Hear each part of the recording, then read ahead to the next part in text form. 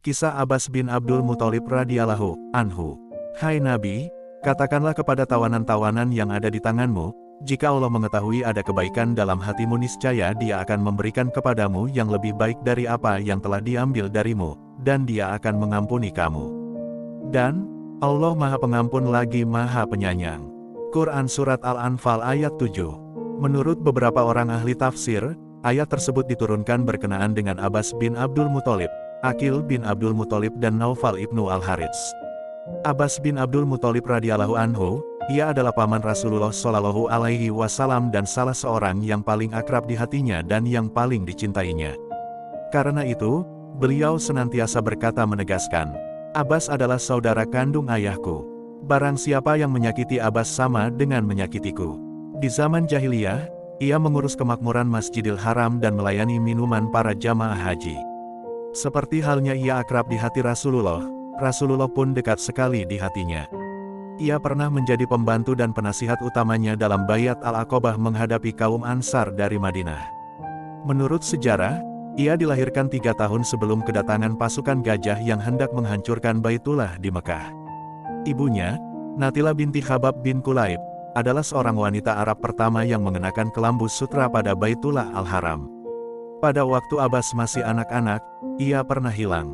Sang ibu lalu bernazar, kalau puteranya itu ditemukan, ia akan mengenakan kelambu sutra pada Baitullah. Tak lama kemudian, Abbas ditemukan, maka ia pun menepati nazarnya. Istrinya terkenal dengan panggilan Ummul Fadal alias Ibu Si Fadal, karena anak sulungnya bernama Al-Fadal.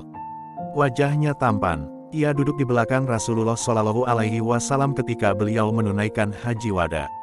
Ia meninggal dunia di Syam karena bencana penyakit amwas.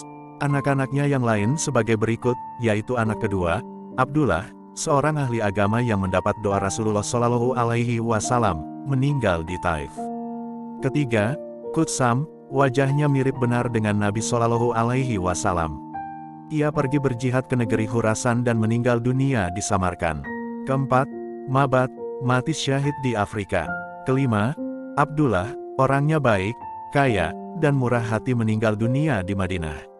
Keenam, puterinya, Ummu Habibah, tidak banyak dibicarakan oleh sejarah. Para ahli sejarah berbeda keterangan tentang Islamnya Abbas. Ada yang mengatakan, sesudah penaklukkan Khaybar. Ada yang mengatakan, lama sebelum Perang Badar. Katanya, ia memberitakan kegiatan kaum musyrikin kepada Nabi di Madinah, dan kaum muslimin yang ada di Mekah banyak mendapat dukungan dari beliau. Kabarnya, ia pernah menyatakan keinginannya untuk hijrah ke Madinah, tapi Rasulullah menyatakan, kau lebih baik tinggal di Mekah. Keterangan kedua ini dikuatkan oleh keterangan Abu Rafi, pembantu Rasulullah Shallallahu Alaihi Wasallam. Pada waktu itu, ketika aku masih anak-anak, aku menjadi pembantu di rumah Abbas bin Abdul Muthalib. Ternyata, pada waktu itu, Islam sudah masuk ke dalam rumah tangganya, baik Abbas maupun Ummul Fadal, keduanya sudah masuk Islam. Akan tetapi, Abbas takut kaumnya mengetahui dan terpecah belah, lalu ia menyembunyikan keislamannya. Ia selalu menemani Rasulullah Shallallahu Alaihi Wasallam di Ka'bah.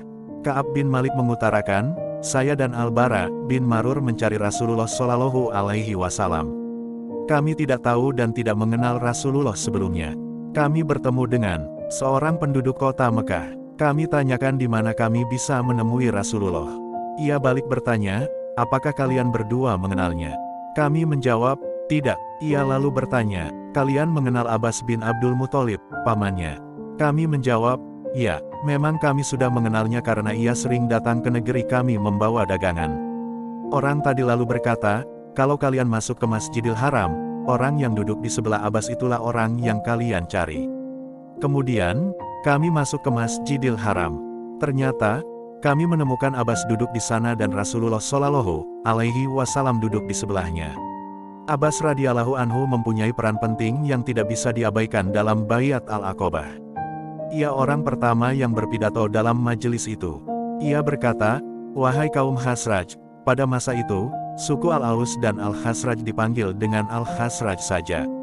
Kalian seperti yang saya ketahui telah mengundang datang Muhammad.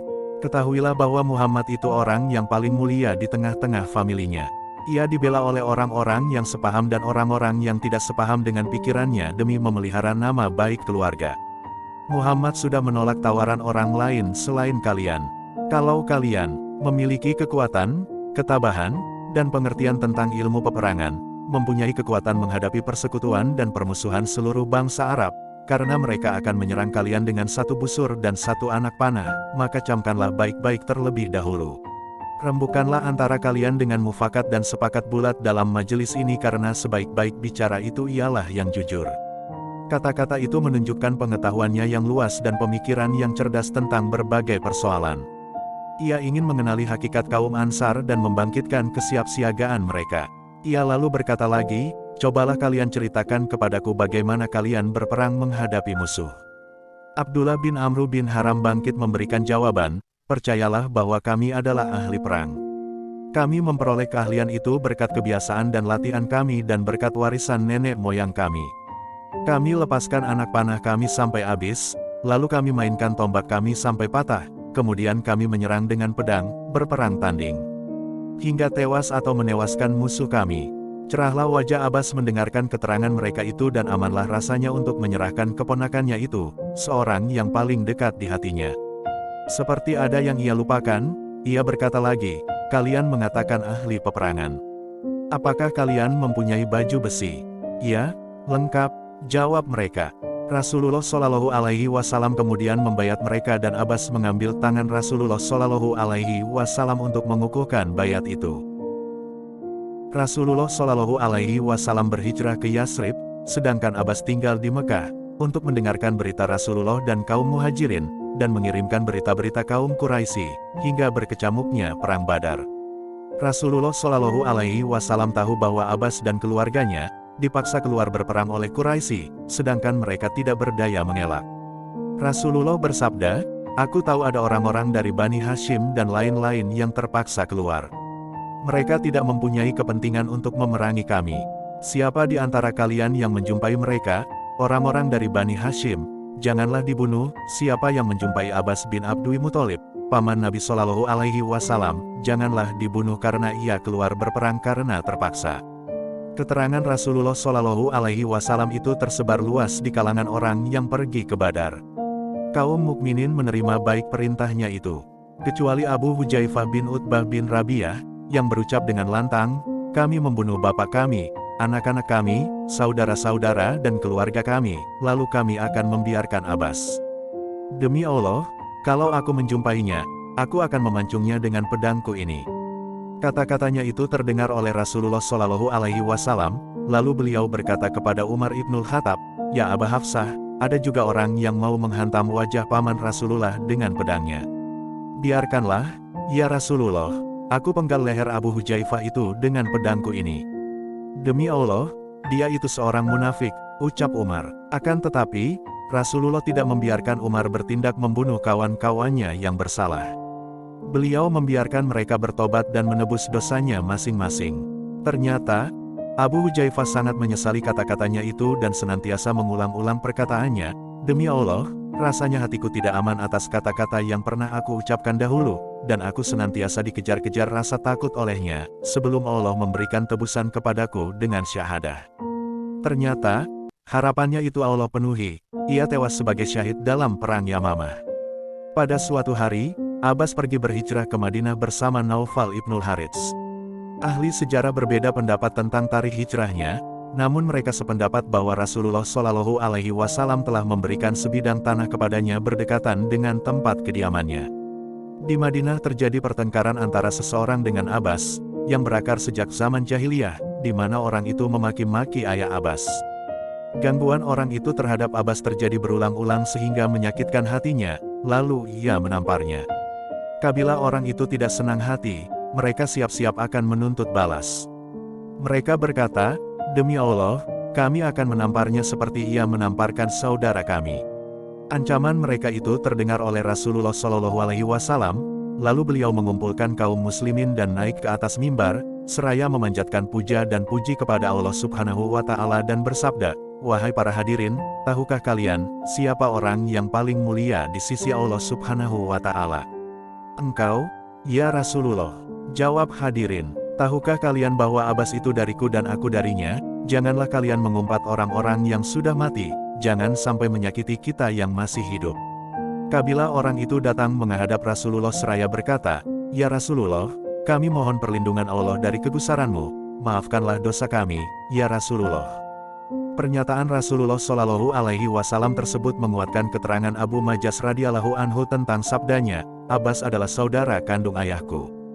Barang siapa yang menyakitinya sama dengan menyakitiku." Pada suatu hari, Abbas datang menghadap Rasulullah Shallallahu Alaihi Wasallam dan bermohon dengan penuh harap, "Ya Rasulullah, apakah engkau tidak suka mengangkat aku menjadi pejabat pemerintahan?" Berdasarkan pengalaman, ia seorang yang berpikiran cerdik, berpengetahuan luas, dan mengetahui liku-liku jiwa orang. Namun Rasulullah Shallallahu Alaihi Wasallam tidak ingin mengangkat pamannya menjadi kepala pemerintahan, karena ia tidak ingin pamannya dibebani tugas pemerintahan. Ia menjawab harapan pamannya itu dengan manis dan penuh pengertian.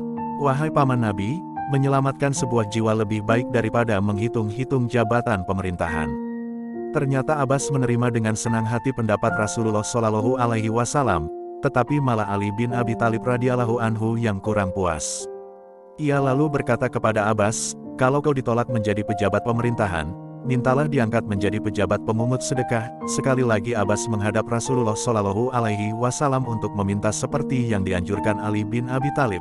Lalu Rasulullah Shallallahu Alaihi Wasallam bersabda kepadanya, "Wahai pamanku, tak mungkin aku mengangkatmu mengurusi cucian kotoran dosa orang." Rasulullah Shallallahu Alaihi Wasallam seorang yang paling akrab dan paling kasih kepadanya, tidak mau mengangkatnya menjadi pejabat pemerintahan atau pengurus sedekah. Bahkan ia tidak diberi kesempatan dan harapan mengurusi soal-soal yang bersifat duniawi, tetapi menekannya supaya lebih menekuni soal-soal ukhrawi. Untuk yang ketiga kalinya, pamannya itu datang menghadapnya dan berharap dengan penuh kerendahan hati, "Aku ini pamanmu, usiaku sudah lanjut, dan ajalku sudah hampir. Ajarilah aku sesuatu yang kiranya berguna bagiku di sisi Allah."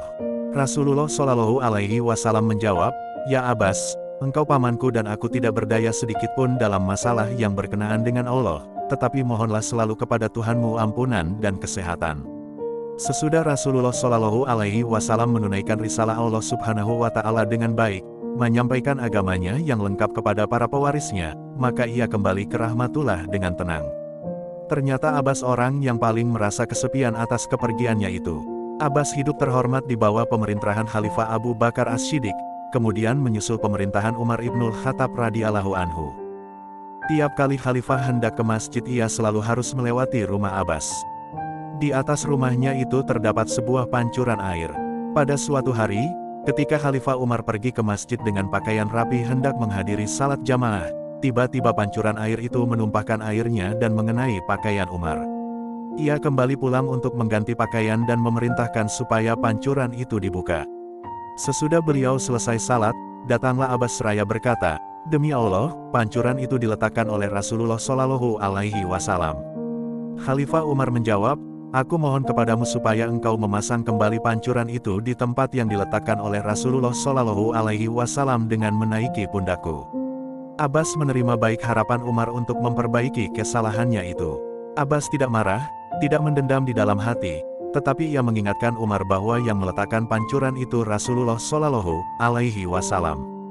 Hati Umar yang terkenal keras dan kuat tiba-tiba bergetar ketakutan, bagaimana ia memerintahkan mencabut apa yang dipasang Rasulullah Shallallahu Alaihi Wasallam. Ia rela menebus kesalahannya itu dengan menyuruh Abbas menaiki pundaknya untuk mengembalikan pancuran air itu ke tempatnya semula.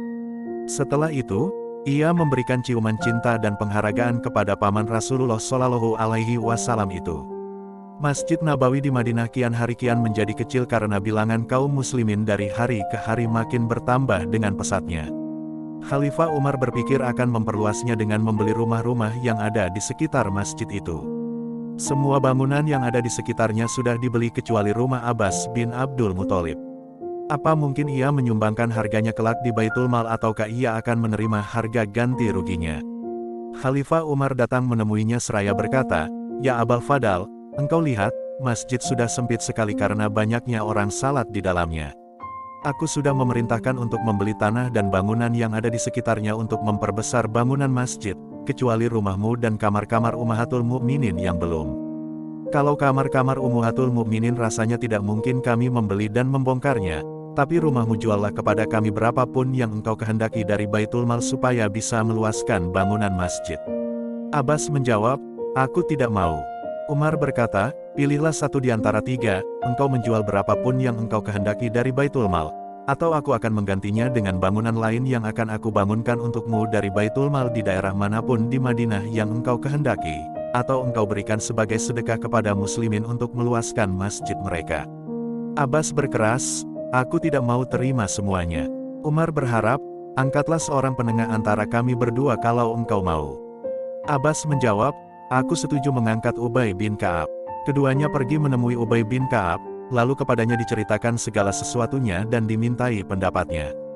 Ubay berkata, aku mendengar Rasulullah Shallallahu Alaihi Wasallam bersabda, Allah Subhanahu wa Ta'ala pernah mewahyukan kepada Nabi Daud, bangunlah untukku sebuah rumah tempat orang-orang menyebut namaku di sana.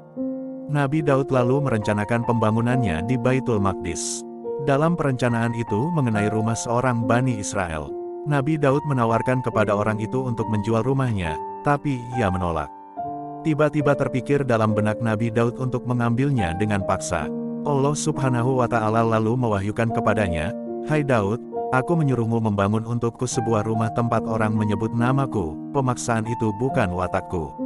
Karena itu, sebagai sanksinya, kau tidak usah membangunnya. Nabi Daud menjawab, ya Allah, aku lakukan pada anakku. Allah berfirman lagi, siapa anakmu? Khalifah Umar tidak bisa lagi menahan marahnya, lalu ia menyambar baju Ubay bin Ka'ab dan menggiringnya ke masjid seraya berkata, aku mengharapkan dukunganmu, malah kau menyudutkan aku. Kau harus membuktikan keteranganmu di hadapan kaum muslimin. Ia membawanya ke tengah-tengah halakoh yang diselenggarakan sahabat Rasulullah di Masjid Nabawi, di mana antara lain terdapat Abu Dzar radhiyallahu anhu.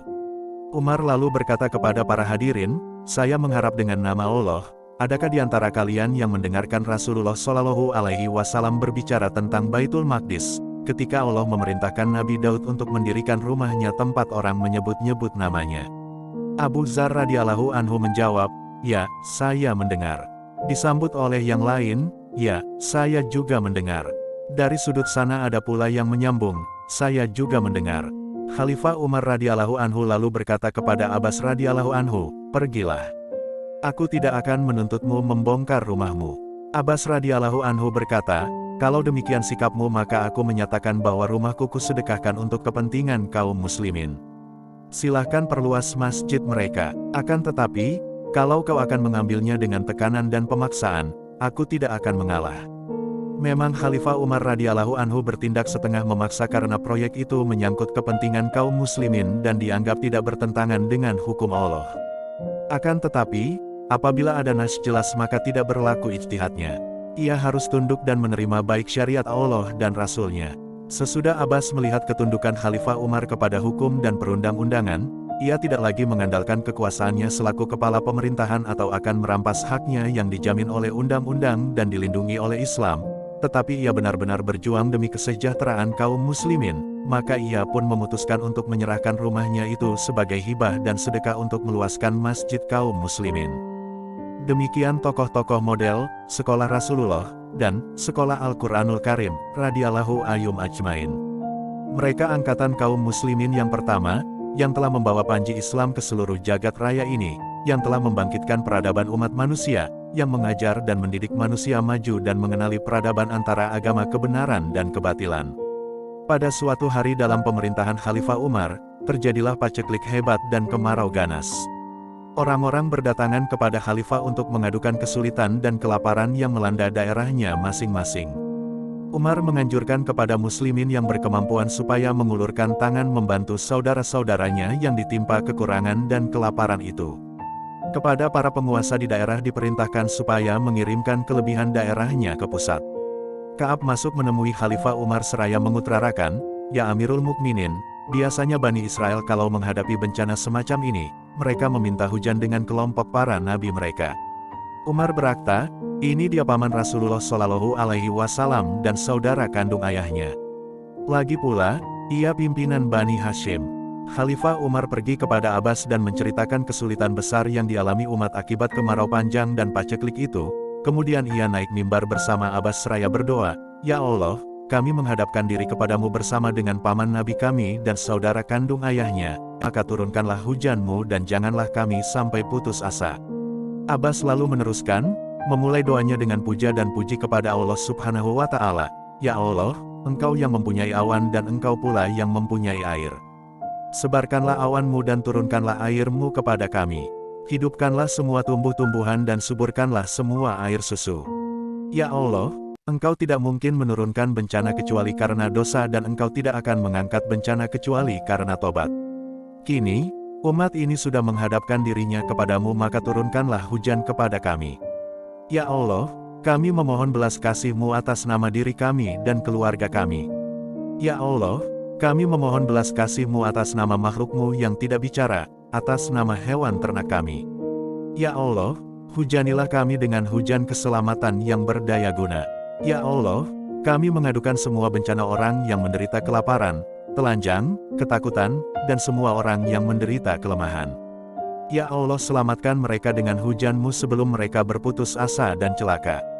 Sesungguhnya, tidak akan berputus asa dengan rahmat karunia-Mu kecuali orang-orang yang kafir. Ternyata doanya itu langsung diterima dan disambut Allah Subhanahu wa Ta'ala. Hujan lebat turun dan tumbuh-tumbuhan tumbuh dengan suburnya. Orang-orang bersyukur kepada Allah Subhanahu wa Ta'ala dan mengucapkan selamat kepada Abbas. Selamat kepadamu, wahai Sakil Haramain, yang mengurusi minuman orang di Mekah dan Madinah. Abbas hidup terhormat, baik oleh kaum muslimin maupun oleh para khulafaur rasyidin. Kalau ia berjalan dan berpapasan dengan Umar atau Utsman yang sedang berkendaraan, keduanya turun dari kendaraannya, seraya berkata, Paman Rasulullah Shallallahu Alaihi Wasallam. Sudah menjadi sunatullah, setiap permulaan ada penghabisannya, setiap perjalanan ada perhentiannya, demikian pula dengan Abbas radhiyallahu anhu, perjalanan hidupnya terhenti dan kembali ke rahmatullah menyusul keponakannya Shallallahu Alaihi Wasallam dan rekan-rekannya yang lain, pada hari Jumat tanggal 12 Rajab 32 Hijrah, dalam usia 82 tahun, dan dikebumikan di Al-Baqi, di Madinah, rahimullah wa radhiyallahu anhu. Sebab turun ayat, dalam perang Badar yang berkecamuk antara kaum muslimin dan kaum musyrikin, Abbas berhasil ditawan oleh Abul Yusr, Ka'ab bin Amru, yang menurut ahli sejarah kedua tangannya kurus dan perawakannya juga lemah, sedangkan Abbas seorang yang tinggi besar. Rasulullah Shallallahu Alaihi Wasallam bertanya keheranan, Ya Abul Yusr, bagaimana kau bisa menawan Abbas? Ya Rasulullah, aku dibantu oleh seorang yang belum pernah kulihat sebelum dan sesudah itu, lalu ia mengutarakan ciri-ciri dan perawakan orang itu, jawab Abul Yusr. Kau dibantu oleh seorang malaikat yang pemurah, sabda Rasulullah. Ketika Abbas jatuh sebagai tawanan, pertanyaan pertama yang terlontar adalah tentang keadaan Muhammad kepada yang menawannya, bagaimana keadaan Muhammad dalam peperangan ini. Allah memuliakan dan menenangkannya, jawabnya. Segala sesuatu selain Allah rusak. Kini, apa maumu? Tanya Abbas. Rasulullah melarang kami membunuhmu, jawabnya. Itu bukan kebaikannya yang pertama. Abbas diborgol dan dikumpulkan bersama tawanan perang lainnya. Kiranya ikatannya terlalu keras sehingga ia merintih kesakitan. Ternyata rintihan itu terdengar oleh Rasulullah Shallallahu Alaihi Wasallam. Beliau gelisah dan tidak bisa memejamkan matanya. Berapa orang sahabat yang melihatnya belum tidur, menegurnya, Wahai Nabi Allah, sudah jauh malam, engkau belum tidur. Aku mendengar rintihan Abbas, jawab Nabi. Orang itu lalu pergi melonggarkan ikatannya, kemudian Rasulullah Shallallahu Alaihi Wasallam bertanya lagi, mengapa sekarang aku tidak mendengarkan rintihannya? Aku longgarkan ikatannya, ya Rasulullah, jawab sahabat. Lakukanlah juga terhadap semua tawanan lainnya, perintah Nabi. Pagi harinya, semua tawanan dihadapkan kepada Rasulullah Shallallahu Alaihi Wasallam. Akhirnya, sampai giliran Abbas. Nabi Shallallahu Alaihi Wasallam bersabda, Ya Abbas, tebuslah dirimu dan keponakanmu Aqil bin Abi Thalib, Naufal bin Al-Harits, dan teman karibmu Utbah bin Amru bin Jahdam karena engkau seorang kaya. Ya Rasulullah, saya ini seorang muslim, tetapi saya dipaksa ikut berperang oleh mereka, ucap Abbas. Allah saja yang maha tahu dengan keislamanmu itu, kalau pengakuanmu itu benar, Allah akan mengganjarmu. Namun aku melihatmu dari segi lahirmu maka bayarlah tebusanmu itu. Aku tidak mempunyai uang, ya Rasulullah. Mana uang yang kau simpan pada Ummul Fadal, istrimu, ketika kau hendak keluar ikut berperang, lalu pesanmu kepadanya, kalau aku tewas dalam peperangan, uang itu dibagi-bagikan antara kau, Fadal, Abdullah, Ubaidullah, dan Qatsam. Tanya Rasulullah, dari mana kau tahu ini padahal aku tidak pernah memberitahukan hal itu kepada siapapun? Tanya Abbas keheranan. Allah subhanahu wa ta'ala yang memberitahukan rahasiamu itu, jawab Nabi. Aku bersaksi tiada Tuhan selain Allah dan engkau benar-benar Rasul Allah, bahwa kau seorang yang jujur. Pada saat itu, turunlah firman Allah subhanahu wa ta'ala. Hai Nabi, katakanlah kepada tawanan-tawanan yang ada di tanganmu, jika Allah mengetahui ada kebaikan dalam hatimu, niscaya Dia akan memberikan kepadamu yang lebih baik dari apa yang telah diambil daripadamu dan Dia akan mengampuni kamu. Dan Allah Maha Pengampun lagi Maha Penyayang. Quran Surat Al-Anfal ayat 70. Abbas berkomentar, Allah berkenan menepati janjinya kepadaku, memberikan kebaikan lebih dari apa yang diambil, 20 ukiah diganti dengan 20 orang budak. Kini, aku sedang menantikan pengampunnya. Aku diberi kuasa mengurus air Zam-Zam dan aku bisa merasa bangga lebih dari itu, meskipun aku memiliki semua harta penduduk kota Mekah. Kini, aku sedang menantikan pengampunannya. Akan tetapi, dari mana ia memiliki harta bila membeli 20 orang budak dan tiap budak memiliki modal edar yang diperdagangkan? Ibnu Sa'ad dalam bukunya, At-Tabakat Al-Kubra, menyebutkan bahwa Al-Ala bin Al-Hadrami mengirimkan kepada Nabi Shallallahu Alaihi Wasallam harta benda sebanyak 80.000. Belum pernah Nabi menerima lebih dari itu. Kemudian Nabi Shallallahu Alaihi Wasallam mengundang kaum muslimin. Begitu mereka melihat timbunan harta itu, penuh sesaklah masjid dengan orang-orang. Nabi Shallallahu Alaihi Wasallam membagi-bagikan harta itu seolah-olah tanpa perhitungan dan pertimbangan, masing-masing diberikan segenggam. Abbas datang, lalu berkata kepada Nabi Shallallahu Alaihi Wasallam, Ya Rasulullah, aku telah memberikan tebusanku dan tebusan Aqil bin Abi Talib dalam perang Badar. Aqil tidak punya uang penggantinya. Berikan aku dari uang ini. Rasulullah Shallallahu Alaihi Wasallam tertawa lebar sehingga terlihat gigi taringnya, lalu bersabda, harta itu diambil seperlunya, yang lain dikembalikan. Ia lalu pergi dengan mengambil seperlunya, seraya berucap, janji Allah kepadaku, yang satu sudah ditepati dan yang lain aku belum tahu. Renungan Abbas bin Abdul Muthalib radhiyallahu anhu, paman Rasulullah Shallallahu Alaihi Wasallam dan saudara kandung ayahnya, termasuk salah seorang tokoh sahabat yang ikut mengibarkan panji Islam dan menyebarkan dakwahnya.